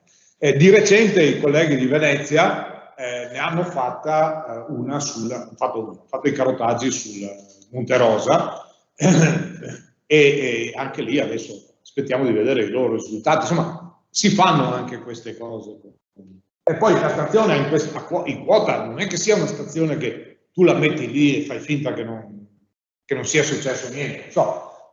D'inverno la trovi anche così, la stazione in quota. Non è che poi non vi racconto i problemi, perché qui abbiamo venti a più di 200 km all'ora normalmente, temperature che vanno ben sotto i meno 40, quindi le batterie, radiazioni, fulmini, la neve che si muove, perché la neve non sta ferma, e quindi un sacco di problemi, però ci si diverte. Qui stiamo scendendo dalla Mare, ovviamente qui forse non vedono chi è, ma strumenti come la corda, i ramponi, la picozza, ecco sì, queste qui non sono opzionali, sono cose che il glaciologo deve utilizzare sistematicamente.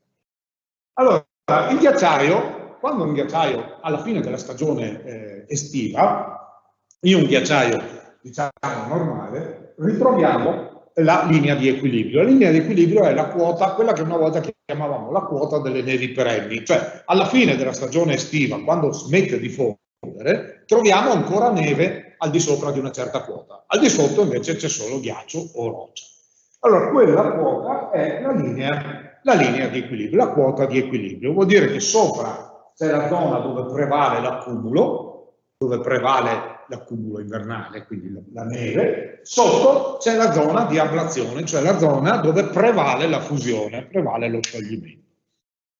In condizioni di equilibrio, se un ghiacciaio è in equilibrio, tenete ben presente, la zona di accumulo deve essere intorno al 60%, facciamo anche 50% per semplicità, però deve essere un po' più grande della zona di ablazione, per rifornire il ghiacciaio della massa necessaria per vivere, per sopravvivere, per rimanere in condizioni di equilibrio. Cosa sta succedendo invece con il cambiamento? Allora, in condizioni di equilibrio abbiamo detto abbiamo la ELA, sopra la ELA c'è la zona di accumulo, troviamo la neve, sotto la ELA troviamo il ghiaccio e poi in fondo troviamo la morena. E le due aree sono in equilibrio tra di loro. L'area di accumulo produce ghiaccio, l'area di ablazione fonde il ghiaccio, quindi, però c'è equilibrio. Cosa succede quando aumenta la temperatura? Aumenta la temperatura, quello che sta accadendo ovviamente. La linea di equilibrio si alza, la quota delle nevi perenni per ovvi motivi si alza perché fa più caldo, è semplicemente per quello. Si alza e quindi la zona di accumulo diventa più piccola, l'area di ablazione diventa più grande. E quindi il ghiacciaio non è più in equilibrio, il ghiacciaio è squilibrato. Allora, perché la linea di equilibrio si sposta rapidamente, si sposta praticamente ogni anno, però trova una zona stabile abbastanza rapidamente, mentre l'area di ablazione, cioè la linea, il fronte del ghiacciaio, si sposta molto più lentamente, ha una dinamica molto più lenta. Il risultato è che in molti ghiacciai oggi siamo in questa condizione. Ora immaginatevi che smetta improvvisamente il riscaldamento climatico, che non ci sia più riscaldamento climatico, ma che la temperatura resti stabile lì dove è adesso. Ovviamente la linea di equilibrio non si muove più, perché se la temperatura non cambia, quella è la linea delle nevi perenni. Però per ritornare in condizioni di equilibrio, l'area di ablazione deve diminuire, perché deve essere, diciamo, il 50% l'una dell'altra. 50% del tutto, devono essere uguali. E quindi, per forza di cose, anche nel caso cessi il riscaldamento climatico, i ghiacciai si dovranno ridurre e ridurre di molto per tornare.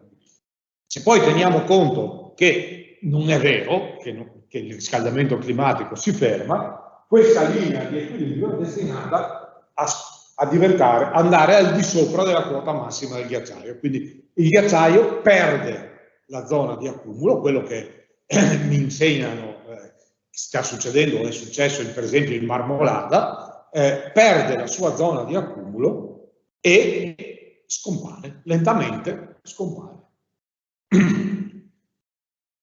Ghiacciaio occidentale del Montasio, che è quello che noi abbiamo fondamentalmente due relitti glaciali superficiali in Friuli, il ghiacciaio occidentale del Montasio e quello del Canin già citato.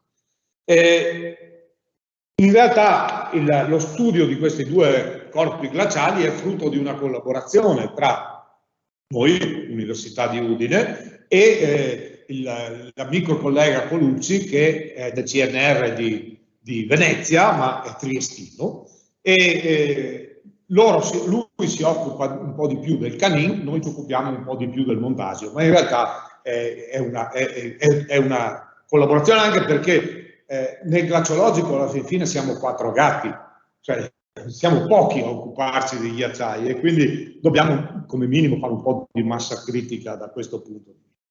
Dei due, il ghiacciaio del Canin ormai non si muove più, quindi ha perso quasi completamente la sua dinamica e non può più essere classificato come ghiacciaio, ma viene classificato come ghiaccio nevato, glacieret in termine tecnico, mentre il ghiacciaio del Montasio conserva poca, ma conserva ancora una sua dinamica movimenti dell'ordine di 20-30 cm all'anno.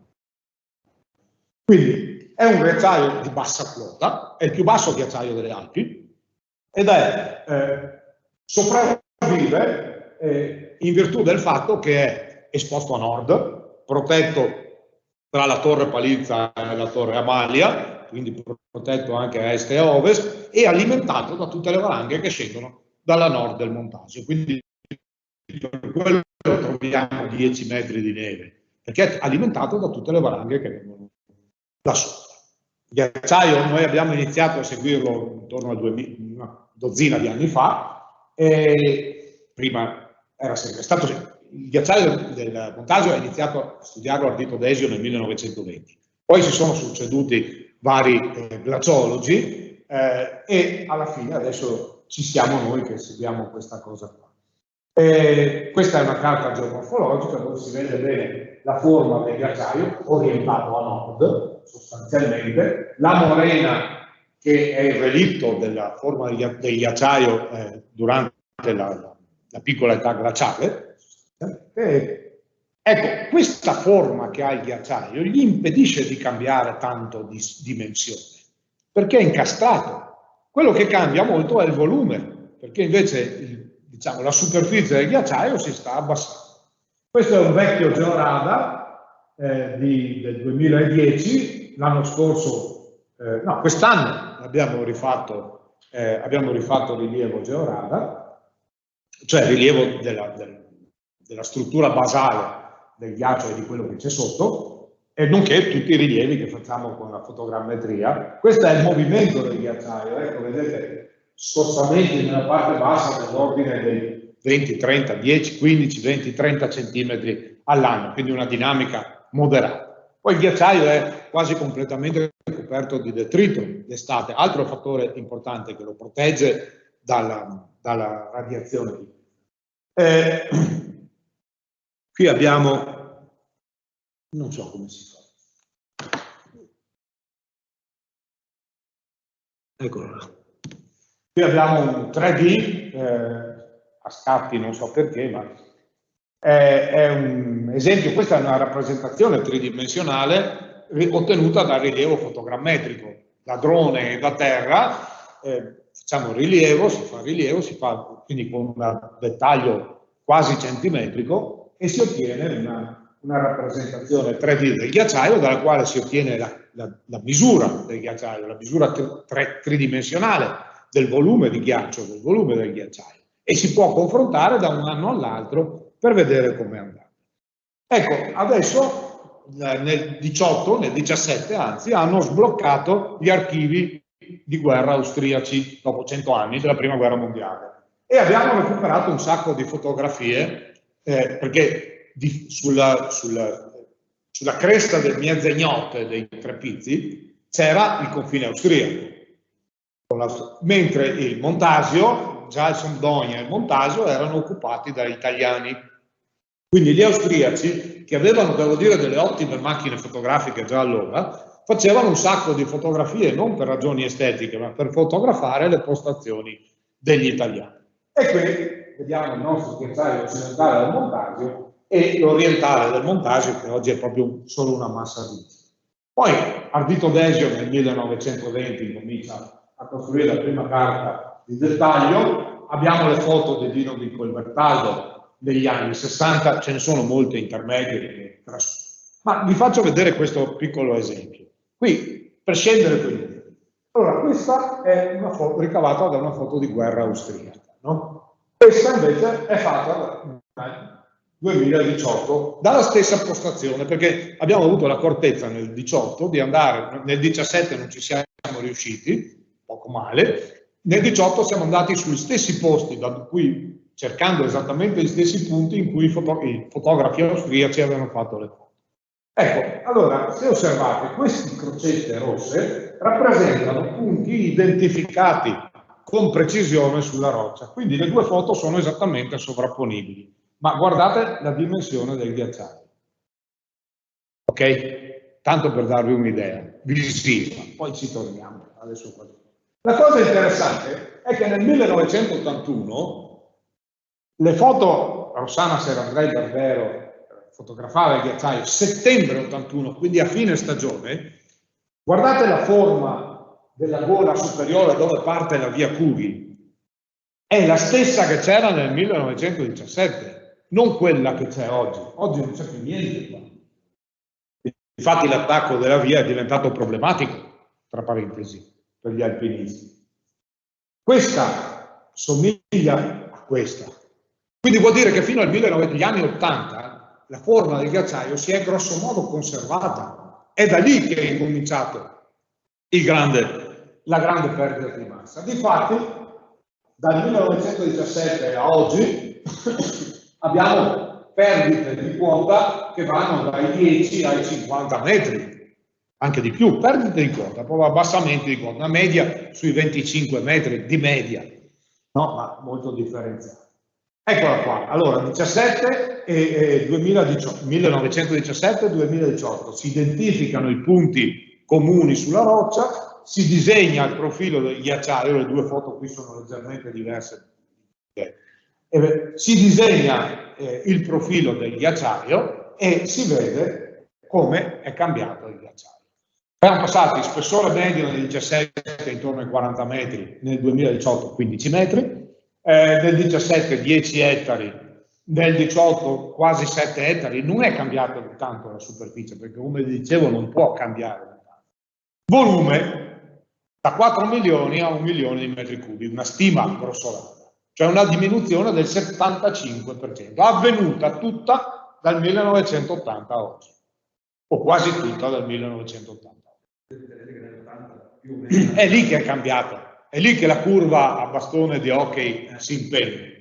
È quello 80, 81, 82.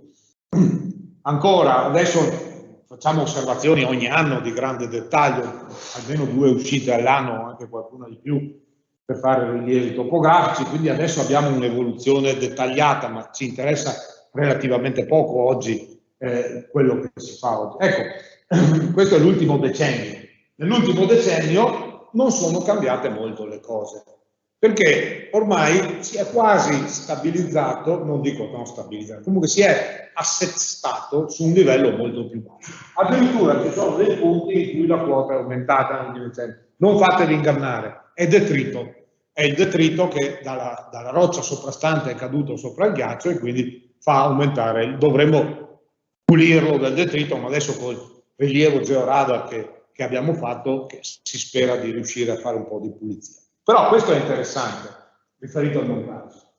La linea blu e il grafico blu rappresenta il bilancio di massa del montaggio. Quello grigio, la linea grigia, rappresenta quello della media dei ghiacciai, di tutti gli altri ghiacciai. Ma guardate le linee. Ora, dal 2006 a oggi, il bilancio di massa del montaggio, guardate la linea azzurra, con degli alti e dei bassi, ma grosso modo cambia poco. Proprio per questa peculiarità dell'alimentazione da valanga, della protezione, essendo esposto a nord, del detrito, mentre il bilancio accumulato di tutti gli altri ghiacciai è drammaticamente in precipizio. Drammaticamente calato. Quindi, che cosa... questo è confermato ovviamente anche dai dati. Abbiamo la temperatura, la percentuale di precipitazione nevosa. Non fatevi trarre in inganno dalla linea tratteggiata. La linea tratteggiata è una regressione lineare che vi dà un'idea del cambiamento globale. Ma se guardate attentamente, la linea continua rimane grosso modo costante fino a qua. Poi comincia a salire. Qua è il 1980. È l'anno chiave. 80-81, adesso i primi anni 80. E questo vale per tutte queste linee, vale anche per questa linea. La percentuale di precipitazione nevosa nella stagione estiva e nella stagione invernale. La stagione invernale è quasi al 100% fino a qua. E poi comincia a calare. Quindi è lì che noi leggiamo il grande cambio. Oggi, ripeto, che cosa ci aspettiamo dal montaggio, il ghiacciaio occidentale, dal nostro occidentale del montaggio? Per ora continua a resistere. I motivi che vi ho detto, esposizione nord, copertura di detrito, alimentazione di valanga, lo fanno resistere molto meglio dei ghiacciai, diciamo, normali, tra virgolette. E per cui ci aspettiamo una maggiore resistenza e una maggiore durata. Cioè, molto probabilmente troveremo ancora ghiaccio sul Montasio quando sulla Marmolada non ce ne sarà già più. Però non sappiamo ancora quantificare questa resistenza del ghiacciaio e non sappiamo dirvi quanto durerà. Probabilmente che fine farà, non so quando, ma che fine farà. Diventerà un rock glacier, cioè una massa di ghiaccio mista a detrito, coperta di detrito completamente, e poi pian pianino, lentamente, finirà con lo scomparire. Io vi ringrazio per l'attenzione. Il nostro gruppo, ecco, non posso non citare, ho citato l'amico Colucci con il quale abbiamo con il cui gruppo abbiamo un'ottima collaborazione. Il nostro gruppo, che si chiama Hydrolab, Uniud Hydrolab, oltre al sottoscritto, il professor Beinat, Sara Cucchiaro, Jessica De Marco, che è qui, Eleonora Masetta, Alberto De Luca e Riccardo De Infanti. Questi sono affiatati giovani che mi stanno dando.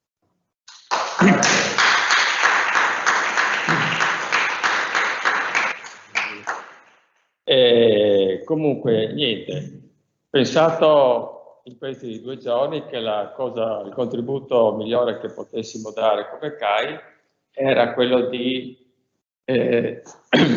raccontarvi, esporvi il documento che è stato prodotto dal CAI centrale, dalla Commissione centrale della tutela ambiente montano, che è questo, si chiama Cambiamenti climatici neve e industria dello sci, nel novembre dello scorso anno. È stato prodotto e approvato anche dal Comitato Centrale, dagli organi superiori del CAI. Dopo vi do l'indirizzo email al quale si possa scaricare il documento. Sono una ventina di pagine, quindi sono abbastanza corposo. Questo documento parte da una premessa, da una constatazione, cioè che è questa, che diverse stazioni sciistiche propongono, quelle più importanti ovviamente, l'ampliamento degli impianti e con investimenti sostanziosi, spesso in aree intatte dal punto di vista ambientale. Questo è il punto di partenza del ragionamento. Piccolo particolare che questi investimenti spesso comportano l'intervento della mano pubblica e quindi di tutti i contribuenti, ahimè. E quindi se da un certo punto di vista si può capire l'interesse dell'investitore privato all'accumulo di denaro, quello della parte pubblica un po' di meno, perché c'è l'interesse generale. E quindi il CAI si chiede se tali investimenti non siano più fruttuosi per le popolazioni locali se li dirottassimo in altre attività e fossero impiegati in altro modo questi soldi, perché comunque sono soldi pubblici. Un paio di numeri, giusto così, per avere un'idea. Se prendiamo in considerazione gli stati che sono presenti sull'arco alpino, da almeno 10 anni la frequentazione della montagna ristagna intorno ai 150 milioni di presenze anno. Di questi, in Italia, siamo sui 25-30 milioni di presenze. Tra queste presenze si stima sempre, come ordine di grandezza, che gli italiani praticanti lo sport invernale siano circa 4 milioni, di cui 3/4 su pista, quindi utilizzando impianti. Un altro dato interessante è il fatturato. Nell'inverno 18-19 il fatturato del comparto degli sport invernali in Italia è stato di circa 10 miliardi di euro, con un calo rispetto alla stagione precedente dell'11%. Tra le cause si capisce che c'è l'accorciamento del periodo di innevamento di tutto questo periodo. Le stazioni sciistiche di grandi dimensioni resistono a questa riduzione del fatturato, perché c'è una grande massa, c'è maggior massa di denaro e di risorse. E quindi, dal punto di vista economico, c'è un effetto di concentrazione, di globalizzazione. Come in tutte le attività economiche, prevale la dimensione che ti fa resistere meglio nel tempo agli inconvenienti del mercato. E quindi succede che i piccoli impianti sono quelli che ci rimettono e spesso sono costretti a morire. Un'altra considerazione è, come già si diceva prima, il cambiamento climatico produce i suoi effetti non in modo uniforme su tutto il pianeta, ma sono maggiori in montagna, molto maggiori in montagna, anzi si stima in misura doppia rispetto alla pianura. E chi ci soffre di più sono gli impianti che sono collocati tra i 1.500 e i 2.000 metri, che poi nella nostra regione sono la gran parte. E la risposta data dall'innegamento artificiale, altro elemento, provocano pochi danni ambientali, come si può immaginare. Fatte queste premesse, ci si chiede che fare in un mercato maturo, perché un mercato maturo, quello della discesa, no? Come diversificare l'offerta turistica in montagna, quale può essere il ritorno economico per le popolazioni montane, perché comunque devono vivere di qualcosa e si punta al non spopolamento della montagna. L'approccio più comune e negativo è quello di trasferire in montagna le comodità e i servizi della vita urbana. E quindi questo aspetto snatura un po', anzi snatura le caratteristiche dell'ambiente montano. Salto a pie pari tutto il resto del documento per arrivare a leggere quali sono le conclusioni del CAI. C'è un elenco di una decina di punti che vi leggo tranquillamente. Allora, il primo è no all'espansione dei comprensori sciistici verso zone intatte o protette. Revisione della pratica dell'innervamento artificiale, che si costruiscono i laghi in quota, si ruba l'acqua che è una risorsa da altri usi. Rimuovere i ruderi degli impianti sciistici in disuso, che oltre ad essere brutti reggono l'ambiente.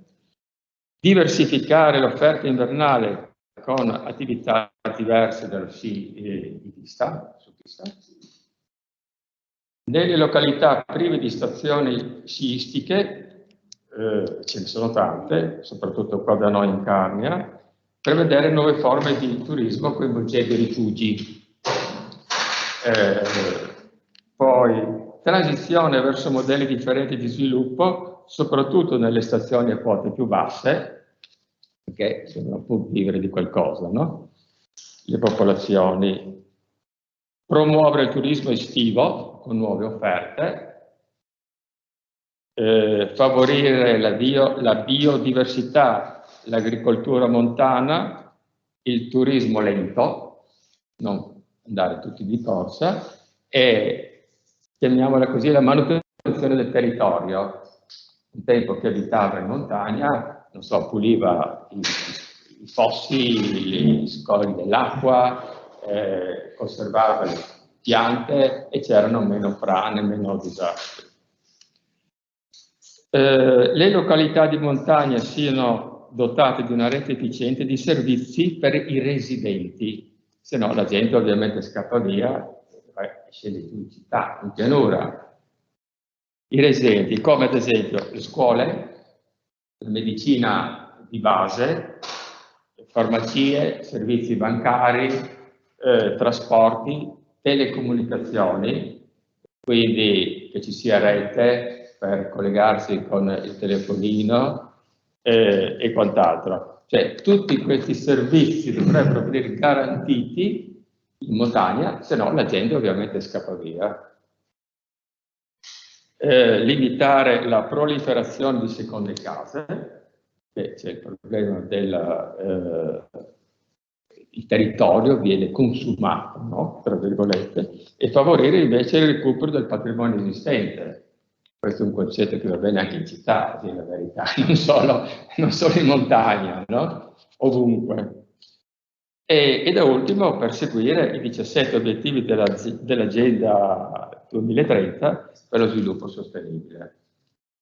Ho fatto una sintesi rapida perché uno è passato mezzogiorno e dobbiamo digerire le nozioni che ci sono state fornite dai precedenti oratori, che ringrazio, e due, dopo vi do i riferimenti di questo documento. Grazie. Bene, allora parlo anch'io. Eccoci. Io diciamo che cerco solo di, non so come, sinceramente, perché è complicato, nel senso che appunto trarre delle conclusioni da mattine come queste non è facile, un po' perché non vi nascondo che un po' mi sento desolata talvolta e quindi non so se va bene così, perché io invece sono una fautrice che la speranza e la voglia di fare e la forza d'animo non bisogna mai perderle, quindi ogni tanto mi sento desolata e dopo da questa desolazione bisogna trarne energia per reagire. Perché, come dicevo in apertura, sono ancora più convinta quando vediamo l'evidenza del fatto che il 99% di tutto questo dipende da noi, è evidente che tutto, anche il resto, dipenda da noi. Io sono ignorante in merito a questi temi e vi ringrazio moltissimo per la chiarezza che avete avuto nel far capire anche a un ignorante come me che la situazione è drammatica. Ecco, quindi il messaggio è arrivato. Io vi ringrazio tantissimo di tutto quello che fate, non solo per questa mattina, ma per il lavoro continuo e costante che fate nel tentare di portare delle evidenze che possano forse smuovere coscienze, opinioni e idee che si trasformino poi in azioni concrete. Vorrei solo salutarvi con un spero, ecco, un messaggio positivo che ho piacere di condividere con voi, prendendo un po' a pretesto il lavoro che Federsanità ha fatto in moltissimi comuni della nostra regione. Mi pare che siano 70 comuni, tra cui anche Tolmezzo. In questo caso l'obiettivo era sostenere il movimento e quindi la mobilità delle persone, sempre in un'ottica ovviamente di politiche per la salute.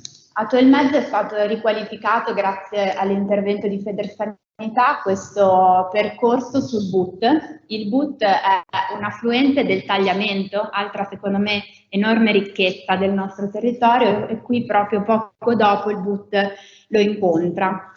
E questa appunto è la riqualificazione, e volevo solo chiudere con questa immagine che io ho scelto per i miei social il giorno internazionale della Terra. Mi piace tantissimo, un po' perché io sono amante della Mariana, che è la nostra montagna, amante di questa terra, e perché, non lo so, mi emozionava quella luce sul monte, l'acqua che scorre, e il fatto che sono sempre di più consapevole del fatto che tutto questo ci è stato dato in dono, non ce lo siamo meritato. Tutta questa bellezza noi la possiamo vedere per il solo fatto che esiste, e quindi come minimo dobbiamo prendercene cura. Ecco, quindi volevo salutarvi, se poi non è il Montasio, però se rimanete a Tolmezzo è qua vicino, è una bellissima passeggiata, e anche Tolmezzo e la Carnia sono belle, e quindi cerchiamo di prendercene cura, e grazie mille, tornate a trovarci quando volete. Grazie mille.